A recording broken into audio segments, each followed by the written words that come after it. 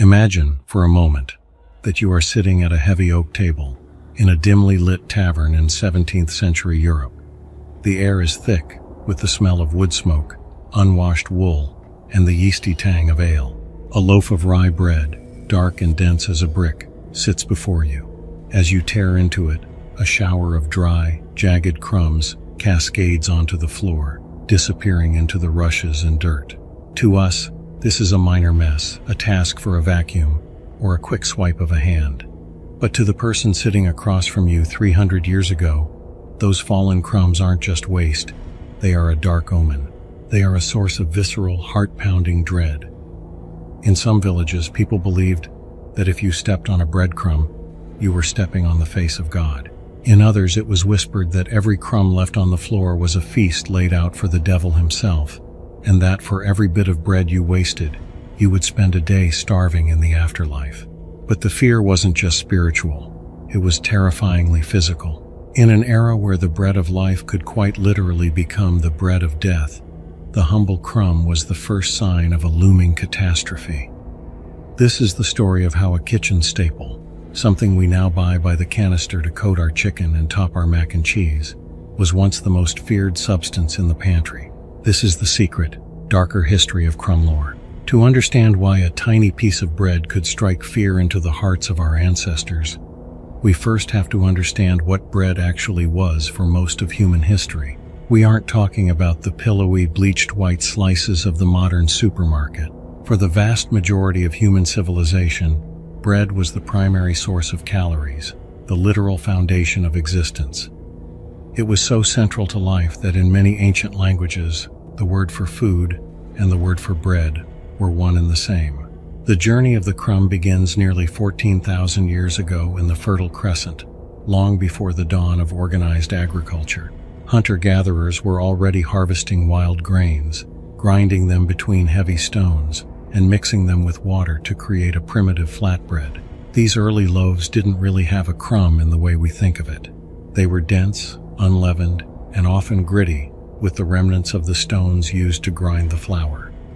But as humans domesticated wheat and barley, and eventually discovered the magic of yeast, likely by accident, when a bowl of dough was left out to capture wild spores, the anatomy of bread changed forever. Suddenly, bread had a crumb, the soft, porous interior, protected by a hard outer crust. This internal structure, created by carbon dioxide bubbles getting trapped in a gluten network, was a technological marvel. But it also introduced a new problem: surface area.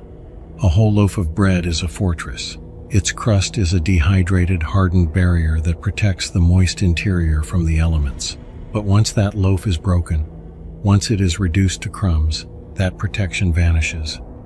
The crumb is vulnerable. It is the part of the bread that interacts most violently with the world around it, absorbing moisture, attracting pests, and harboring the invisible killers that would define the old world experience of bread. As bread making moved from the ancient world into the medieval Old World of Europe, the crumb took on a complex social and botanical identity.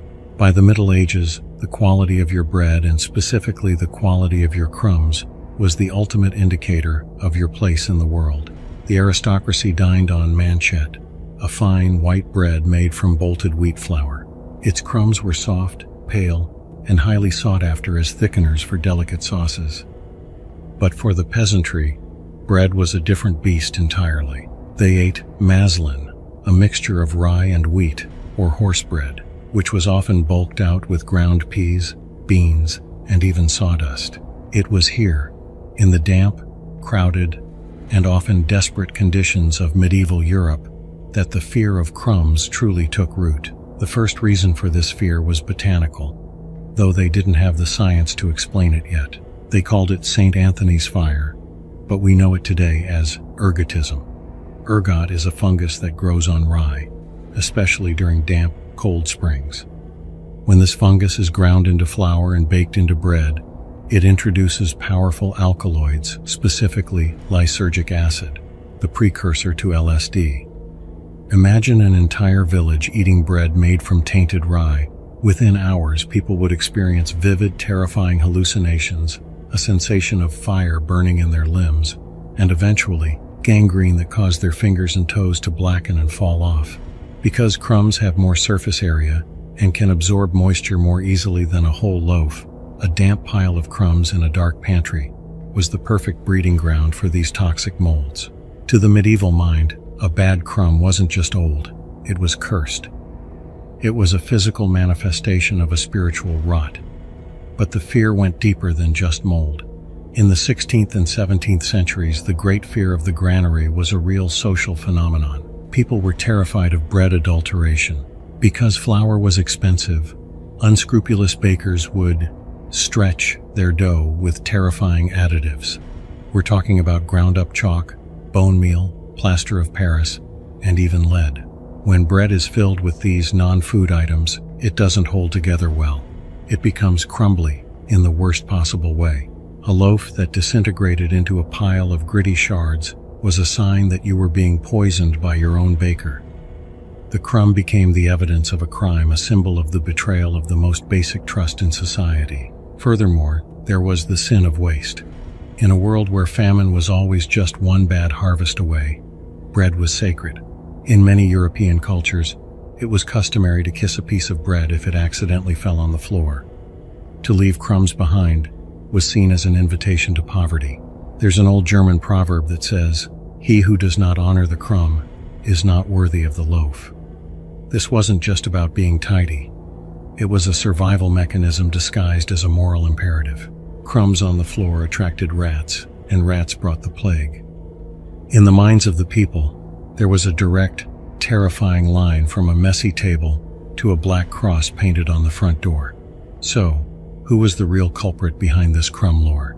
Was it really the devil? Or was it something much more mundane? When we peel back the layers of myth and superstition, we find a fascinating intersection of chemistry and class struggle. The fear of crumbs was actually a very rational, if poorly understood, response to the limitations of pre-industrial technology.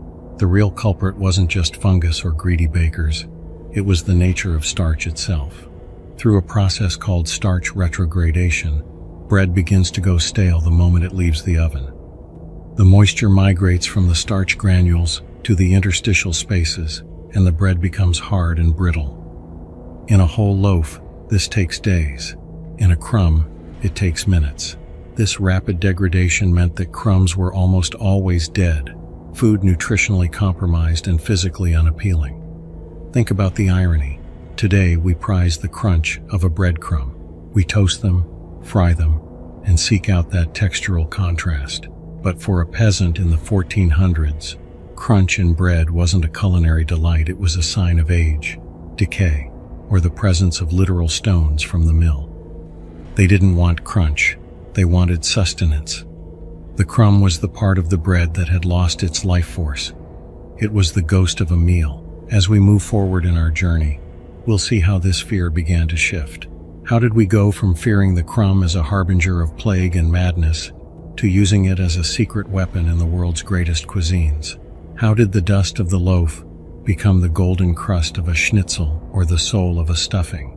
The turning point is closer than you think, and it involves a radical reimagining of what waste actually means.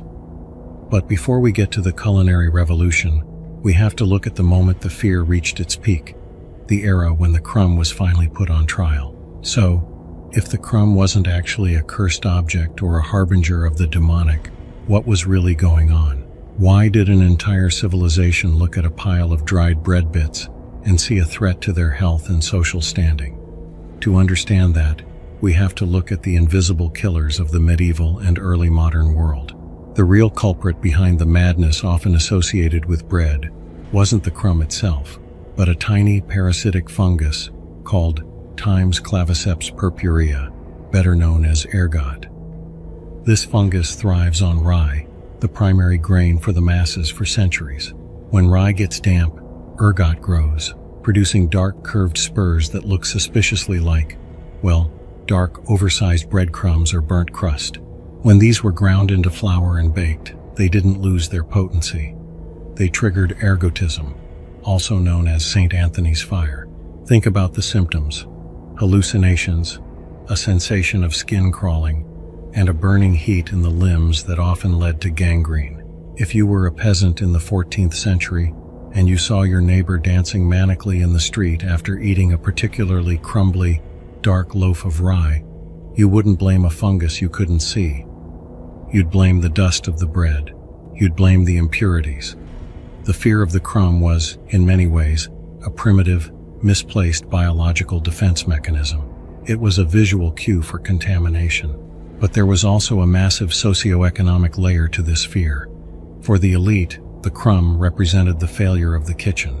A perfect loaf for a nobleman was supposed to be a feat of engineering, pure, white, and structurally sound. To have a loaf that shed its skin was to admit that your grain was poor, your miller was dishonest, or your baker was incompetent. In the rigid class structures of Europe, crumbly was a synonym for cheap.